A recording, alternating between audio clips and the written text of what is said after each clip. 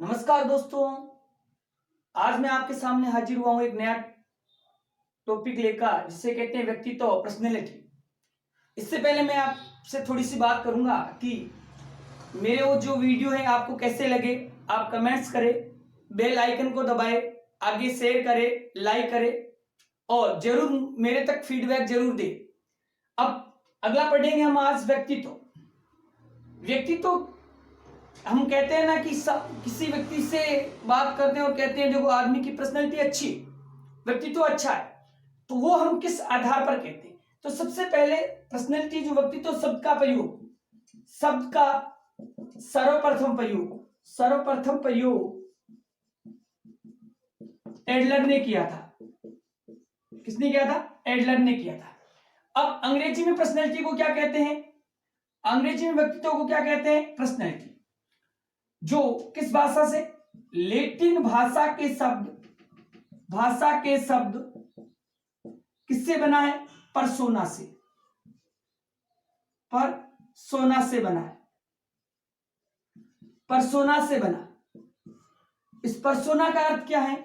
इसका अर्थ है नकाब, या अपन अंग्रेजी में कह सकते हैं मास्क, या इसको मुखौटा। मास्क जो अभी लॉकडाउन में सभी यही कह रहे हैं कि मास्क लगा के रखे, सामाजिक दूरी बना के रखे, तो वही मास्क है, यानी नकाब, मास्क या मुखौटा। इसका अर्थ क्या था? क्योंकि प्राचीन ग्रीक या यूनानी देश में, यूनान में जो व्यक्ति किसी दूसरे व्यक्ति का या उसके चरित्र का अभिनय करने से पहले अपने मुख पर उसका जो मुखौटा लगाता था, मास्क लगाता था, उससे ही क्या कहा जाता था? उससे ही व्यक्तित्व कहा जाता। तो मैं प्राचीन काल से बात करूं, इसका अर्थ की बात करूं, अर्थ व्यक्तित्व का अर्थ की बात करूं तो प्राचीन समय में क्या अर्थ था? व्यक्ति के बाह्य रंग रूप आकार, व्यक्ति का जो बाह्य रंग रूप आकार है जो हमें दिखाई देता था, उसी को क्या कहा जाता था? उसी को व्यक्तित्व या उसकी पर्सनैलिटी कहा जाता था। लेकिन बाह्य रंग रूप के आधार पर वर्तमान में व्यक्ति के व्यक्तित्व का आकलन नहीं कर सकते। क्यों? क्योंकि कुछ व्यक्ति हमारे समाज में, देश में, विश्व स्तर पर ऐसे हुए हैं जिनकी छवि आज भी उज्जवल पन्नों पर लिखी गई है, लेकिन दिखने में उसका व्यक्तित्व इतना प्रभावशाली नहीं है। जैसे मैं आपसे बात करूं महात्मा गांधी, जिसे पूरा राष्ट्र अपना पिता मानते हैं।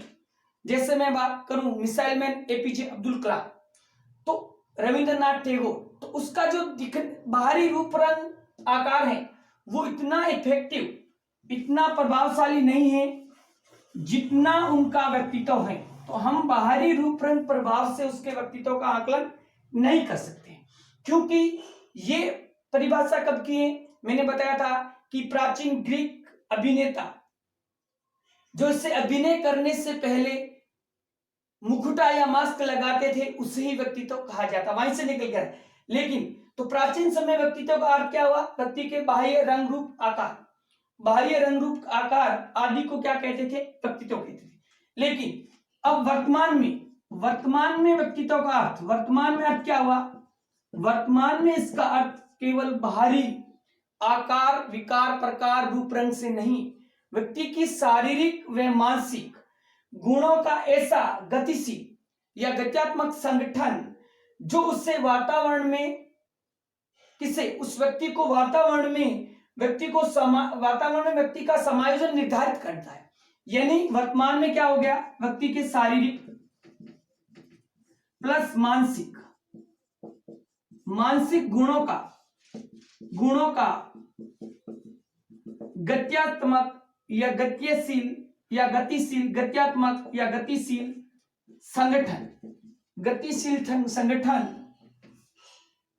संगठन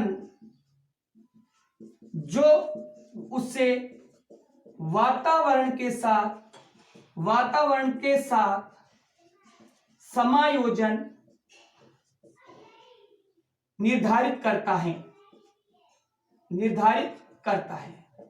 क्या कहलाता है? व्यक्तित्व कहलाता है। यानी शारीरिक और मानसिक दोनों गुणों का वे गत्यात्मक या गतिशील संगठन जो उससे वातावरण के साथ समायोजन करता है वो क्या कहलाता है? व्यक्तित्व कहलाता है। अब व्यक्तित्व शब्द का अर्थ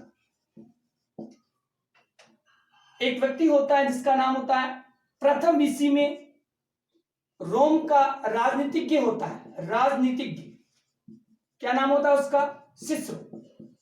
सिसरो। ध्यान रखना है कहा किस देश का था, क्या था और क्या नाम था और कब दिया था, सारी बातें इंपॉर्टेंट है, ध्यान रखना। यहां से क्वेश्चन आएगा। सिसरो, इन्होंने चार शब्दों में अर्थ बताया। व्यक्तित्व का अर्थ कितने शब्दों में बताया? 4 शब्दों में अर्थ बताया। किसने बताया था? रोम का राजनीतिज्ञ होता है जिसका नाम होता है सिसरो।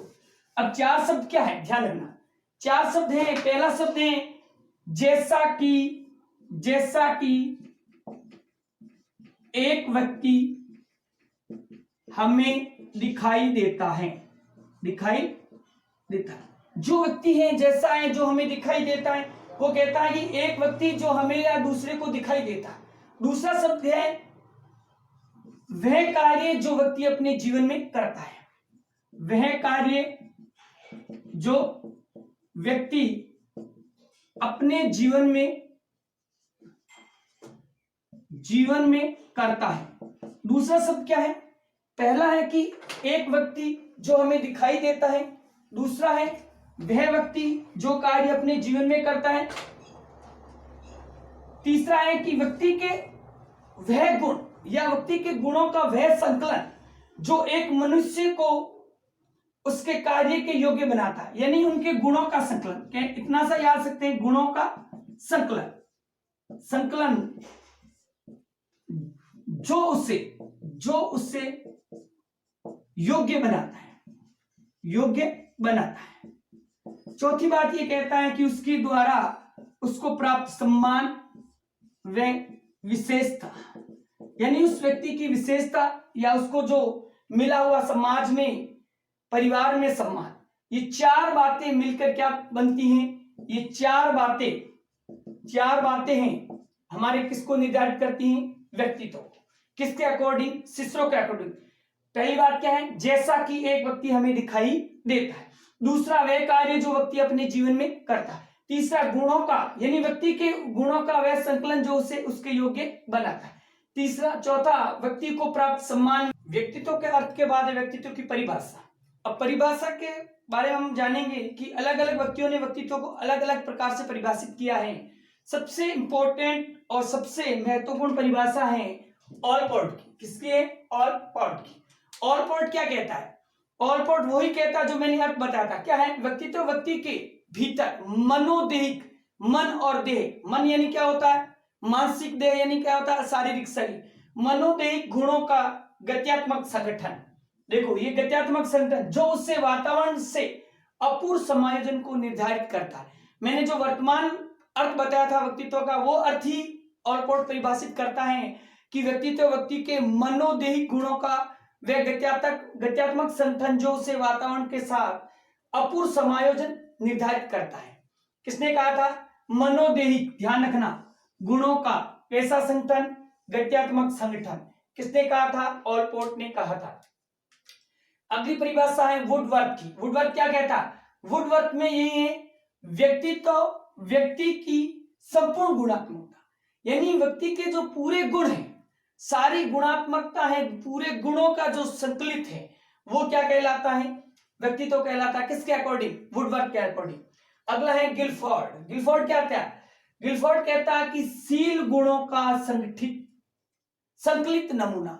गिलफोर्ड क्या कहता है? जो हमारे व्यक्ति के अंदर जो जितने भी गुण हैं, शील गुण हैं, शील गुणों का संकलित। अब आगे हम पढ़ेंगे कि शील गुण कितने, सामान्य व्यक्ति में कितने शील गुण होते हैं और असामान्य व्यक्ति में कितने शील गुण होते हैं। तो ये शील गुणों का संकलित नमूना क्या कहलाता है?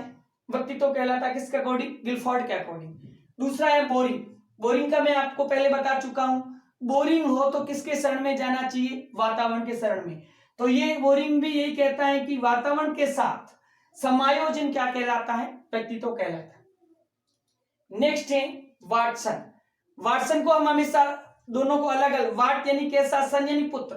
वाटसन, वाटसन कहता है कि कैसा सन, जैसा जो कुछ भी करता है यही व्यक्तित्व, यानी जो भी है वो अपना बेटा है, सन है।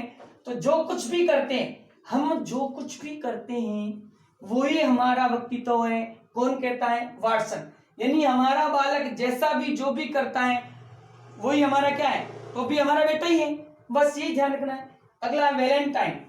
अब वैलेंटाइन को आपने याद क्या रखना, वैलेंटाइन डे याद रखना है। मैं आपको पहले बता चुका हूं। अब वैलेंटाइन डे क्या है? हमारे कोई त्योहार है, हमारा कोई कल्चर है, हमारी कोई संस्कृति नहीं। ये पाश्चात्य कल्चर है, त्योहार है, सभ्यता है, हम इसको अपना रहे हैं। यानी हमारा ये जन्मजात नहीं है, हम इसको क्या कर रहे हैं, अर्जित कर रहे हैं। तो जन्मजात और अर्जित प्रवृत्तियों का जो योग बन गया वो क्या कहलाता है, व्यक्तित्व। किसके अकॉर्डिंग? वैलेंटाइन। अगला है आरबी केटल के अकॉर्डिंग। केटल क्या कहता है? केटल एक हमारे मारवाड़ी में कहावत है ना कि पूत के पेट पालने में पता लग जाते हैं, तो वही केटल की परिभाषा। केटल क्या कहता है? व्यक्तित्व वह है जिसके द्वारा हम भविष्यवाणी कर सकते हैं कि कोई व्यक्ति किस परिस्थिति में क्या करेगा। यानी ये भविष्यवाणी कर सकते हैं कि कोई व्यक्ति किस परिस्थिति में क्या क्रिया, क्या कार्य, क्या एक्ट करेगा, वो कौन बताता है? केटल। यही व्यक्तित्व की परिभाषा। अगला है ड्राइवर। ड्राइवर का मैंने आपको पहले भी परिभाषा बताई थी। ड्राइवर का आपने क्या याद रखना? ड्राइवर याद रखना। और ड्राइवर को क्या ज्ञान होना चाहिए? ड्राइवर को क्या होना चाहिए? नियम, उसके नैतिक वैल्यू में आते हैं नियम, नियमों का, परिणामों का ज्ञान होना चाहिए। तो वही यहाँ पर है। ड्राइवर क्या कहता है? ड्राइवर कहता है शारीरिक, नैतिक, मानसिक और सामाजिक गुणों का गत्यात्मक संगठन। इन गुणों का गत्यात्मक संगठन क्या कहलाता है? व्यक्तित्व कहलाता है। तो ये व्यक्तित्व की परिभाषा है। इंपॉर्टेंट है अपने, एक तो ऑलपोर्ट इंपॉर्टेंट है, ड्राइवर इंपॉर्टेंट है, ध्यान रखना, बहुत इंपॉर्टेंट है। वुडवर्थ इंपॉर्टेंट है, गिलफोर्ड इंपॉर्टेंट है। वैसे इनकी छोटी सी बात रखनी, ऑलपोर्ट आए तो मनोदैहिक गुणों का गत्यात्मक संगठन, बस इतनी याद रखनी है। वुडवर्थ आए तो संपूर्ण व्यक्ति की संपूर्ण गुणात्मकता है। गिलफोर्ड आए तो शील गुणों का संकलित नमूना। बोरिंग आए तो वातावरण के साथ समायोजन। वाटसन आए तो जो कुछ भी है वही व्यक्तित्व है। वैलेंटाइन जन्मजात और अर्जित का क्या, प्रवृत्तियों का योग। केटल क्या है? भविष्यवाणी कर सकता है, केटल। और ड्राइवर क्या है? शारीरिक, नैतिक, सामाजिक गुणों का गत्यात्मक संगठन क्या कहलाता है? व्यक्तित्व कहलाता है। तो ये हमारा व्यक्तित्व के प्रकार थे, व्यक्तित्व की परिभाषा थी। विशेषता, अब देखो हमारी जो पर्सनालिटी है उसमें क्या क्या विशेषता है, कौन कौन से विशेषता है जिसके कारण हमारी पर्सनालिटी अच्छी होती है या व्यक्ति का व्यक्तित्व अच्छा कहा जाता है। तो सबसे पहले आत्मचेतना। आत्मचेतना को व्यक्तित्व की क्या माना जाता है? आधार स्तंभ माना जाता है, प्रमुख या मुख्य विशेषता मानी जाती है। क्योंकि हम मानसिक रूप से जितने भी सजग रहेंगे, चेतना का मतलब क्या होता है? सजगता होता है। और मानसिक रूप से हम जितने ही सजग रहेंगे, हमारा व्यक्तित्व उतना ही अच्छा व प्रभावशाली होगा। आपने देखा होगा कि जो कलेक्टर हैं, तो कलेक्टर मानसिक रूप से सजग होता है तो उसका व्यक्तित्व कितना प्रभावशाली होता है। दूसरा है सामाजिकता। सामाजिकता का मतलब होता है कि हमारे अंदर समाज के जो गुण हैं, समाज की जो भावना है, तो वो भी हमारे व्यक्तित्व को क्या करती है? प्रभावित करती है, वो भी हमारे व्यक्तित्व में निखार लाती है। अगला है सामंजस्यता। सामंजस्य को एक तरह से कह सकते हैं एडजस्टमेंट, कि हम कितने फ्लेक्सिबल है, हमारे अंदर कितनी लोचशीलता है कि हम किसी भी परिस्थिति के साथ अपने आप को क्या कर लेते हैं? समायोजन कर लेते हैं। तो ये एडजस्टमेंट है, ये भी व्यक्तित्व का प्रमुख गुण माना जाता है। क्योंकि एक वातावरण से दूसरे वातावरण में अपने आप को उसके अकॉर्डिंग ढाल लेना, समायोजन कर लेना। अगला है निर्देशित लक्ष्य प्राप्ति। जो हमारा व्यक्तित्व को समझने के लिए, उसमें व्यक्तित्व को समझने के लिए या व्यक्तित्व के जो जानने के लिए उसका लक्ष्य होना जरूरी है और लक्ष्य प्राप्ति होना जरूरी है। नेक्स्ट है दृढ़ इच्छा शक्ति। किसी भी कोई भी व्यक्ति की किसी भी कार्य को करने के प्रति जो उसका डेडिकेटेड है, यानी जो उसकी इच्छा शक्ति है, वो क्या होनी चाहिए? दृढ़ होनी चाहिए। चाहे कुछ भी हो, करना है तो करना है, रीड क्वालिफाई करके मास्टर बनना है तो बनना है। तो ये दृढ़ इच्छा शक्ति। अगला है शारीरिक व मानसिक स्वास्थ्य। यदि किसी व्यक्ति का या कोई व्यक्ति शारीरिक व मानसिक रूप से स्वस्थ होगा तो उसका व्यक्तित्व भी क्या होगा, प्रभावशाली होगा, अच्छा होगा। और यदि शारीरिक और मानसिक रूप से स्वस्थ नहीं होगा, हमने पढ़ा था स्वास्थ्य का सिद्धांत हर्जबर्ग का, पहला सुख निरोगी काया, तो ये बहुत जरूरी है। अगला है आपका विकास की निरंतरता, जो व्यक्ति के गर्भावस्था से लेकर जो विकास होता है उसमें निरंतरता होनी जरूरी है। यदि किसी आयु विशेष स्टेज पर हमारा विकास रुक जाता, अवरुद्ध हो जाता है, तो हमारी जो व्यक्तित्व है, हमारा व्यक्तित्व वो क्या होगा, प्रभावशाली होगा। तो विकास में निरंतरता होनी जरूरी है। और विकास कहां से शुरू होता है, गर्भावस्था से। यहां ध्यान रखना, यहां से ऐसे भी क्वेश्चन आ सकता है, गर्भावस्था से लेकर निरंतरता होनी बहुत जरूरी है। अब है एकता में एकीकरण। अब जो हमारे जो अंदर गुण है, शारीरिक गुण, मानसिक गुण, सामाजिक गुण, नैतिक गुण, मोरल वैल्यूज, सारे जितने भी गुण हैं, इन गुणों का एकीकरण, संगठित संकलन होना बहुत जरूरी है। जब तक इसमें संगठन नहीं होगा तब तक हमारा व्यक्तित्व प्रभावशाली नहीं होगा। तो ये व्यक्तित्व की हमारी क्या थी, विशेषताएं थी।